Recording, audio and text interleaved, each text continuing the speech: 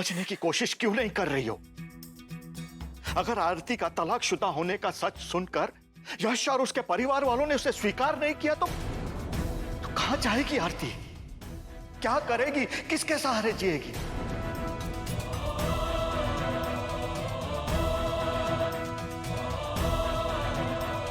शोभा, और ऐसे में प्रशांत अपनी भूल मानकर आरती के पास लौट आता है तो इसमें बुराई क्या है? ये आप कह रहे हैं? और वो भी इतना कुछ हो जाने के बाद? आरती ने प्रशांत के साथ प्यार किया था और कहते हैं ना, पहला प्यार भुलाए नहीं भूलता। कितनी ही बड़ी मजबूरी क्यों ना हो, आरती प्रशांत के पास लौटकर नहीं जाएगी। कभी प्यार किया था उसने प्रशांत से, लेकिन अब नहीं। अब वो यश जी से प्यार करती है।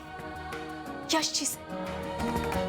एक औरत अपनी जिंदगी में दिल से उसी आदमी से प्यार कर सकती है जो उसकी इज्जत करता हो, उससे नहीं जो उसे दुख देकर, धोखा देकर छोड़ के चला गया और अपने पहले प्यार को भुला चुकी है आरती। और ये बात कि प्यार जिंदगी में सिर्फ एक बार होता है, दोबारा नहीं, आज के जमाने में लागू नहीं होता है दुबे जी। और जहां रिश्तों का टिकना अपने स्वार्थ, अपनी सहूलियत पर निर्भर करता हो, आपने सोच भी कैसे लिया कि आरती प्रशांत को माफ कर देगी? काठ की गुड़िया समझ रखा है आपने उसे कि जब जी चाहा कह दिया बेटा पुनर्विवाह कर ले और जब जी चाहा कह दिया लौटकर अपने पुराने पति के पास चली जा।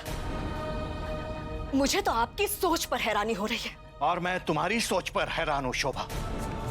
ऐसा क्या रखा है आरती और यश के रिश्ते में जो उन्हें बांध कर रखे, जोड़ कर रखे? अब तक यश ने आरती को अपनी पत्नी स्वीकार नहीं किया है, पर तुम ही कहती हो ना कि पति पत्नी के रिश्ते में अगर प्यार नहीं हो तो शादी की नींव खोखली हो जाती है। हाँ, कहा था मैंने।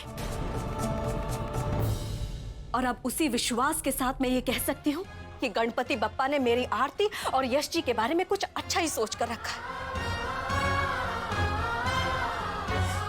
उनकी कृपा से मेरी आरती के जीवन में भी प्यार की कोपल आएगी। समझौते के नाम पर जोड़े गए इस रिश्ते की नींव इतनी कमजोर नहीं रहने देंगे वो, ये भरोसा है मुझे। और मुझे पूरा भरोसा है कि आरती और यश जी के जीवन पर छाए दुख और संकट के बादल बहुत जल्दी छट जाएंगे और प्यार की धूप से उनका जीवन फिर से जगमगा उठेगा। बड़ी मम्मी, बड़ी मम्मी, बड़ी मम्मी, हाँ। बड़ी मम्मी, मम्मा कहाँ है? मम्मा आपके पापा से मिलने गई है और आपको भी अपने पापा के पास जाना है बेटा। हाँ। चलो। रुको शोभा, मैं भी चलूंगा साथ। बेटी माना है उसे। चलो।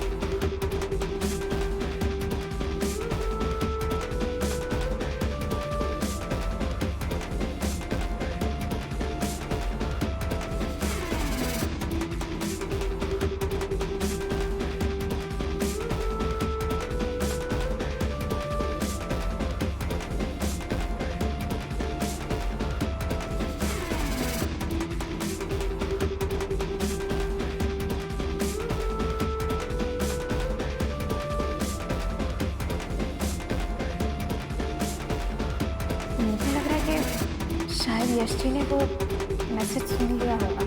कब फोन किया था तुमने? 10 अगस्त को। आपने मेरी उलझन दूर कर दी भगवान। आपकी कृपा से आज सच मेरे सामने आ ही गया। अब बस यही प्रार्थना करती हूँ कि यश जी भी ठीक हो जाए। झूठ मैंने कहा है, उसकी जो चाहे सजा दे दें आप मुझे, लेकिन यश जी को इस दुख से मुक्त कर दीजिए। यश जी मुझे माफ कर देंगे ना भगवान? इस रिश्ते को इसकी मंजिल मिलेगी ना? यश जी के बिना मैं नहीं जी सकती।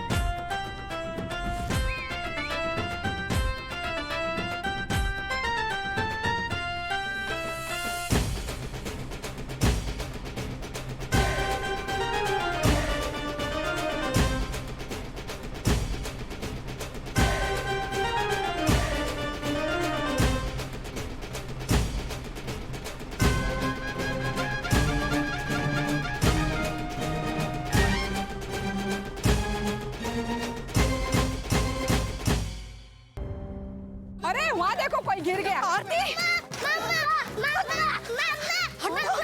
आरती हटिए। क्या हो गया इसे? आरती आरती अरे पानी लाइए। आरती अरे बेटा अरे आरती। बहन जी बगल में अस्पताल है, इन्हें ले चलिए वहाँ पे। उठाइए उठाइए।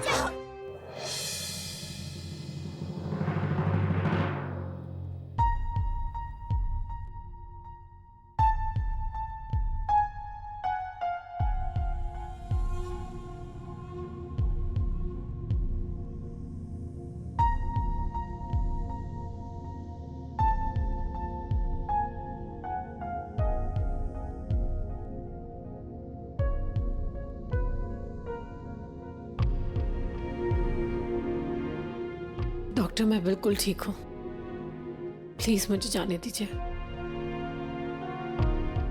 ऑफ कोर्स आप बिल्कुल ठीक हैं, आप जा सकती हैं। जल्दी से जाइए और अपनी फैमिली को गुड न्यूज दीजिए। जैसे विदा होते वक्त गणपति जी अपने भक्तों को आशीर्वाद देते हैं, वैसी ही ब्लेसिंग आपको भी मिली है मिसेस सिंधिया। आप माँ बनने वाली हैं Mrs Scindia, you are pregnant.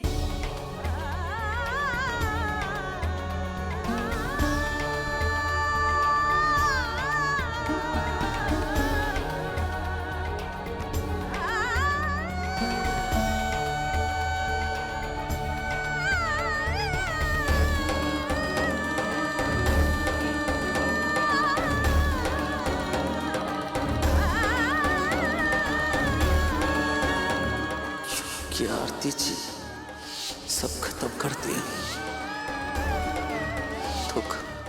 धोखा दिया माँ।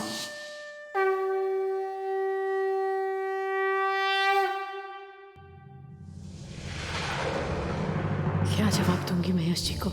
क्या कहूंगी मैं उनसे? क्या वो इसे स्वीकार करेंगे? कॉन्ग्रेचुलेशंस।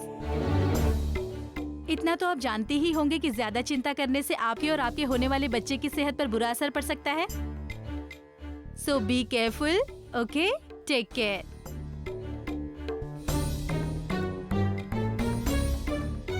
आरती, गणपति बप्पा ने जाते जाते तेरा आंचल खुशियों से भर दिया। माँ बनने वाली है तू, माँ।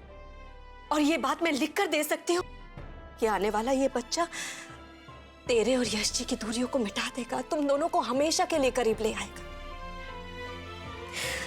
आखिर वही हुआ जो मैं कहती थी।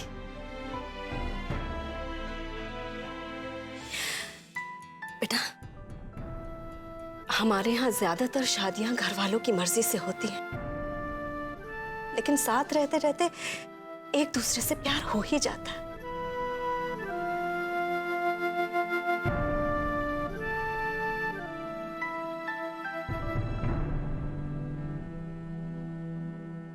क्या हुआ आरती,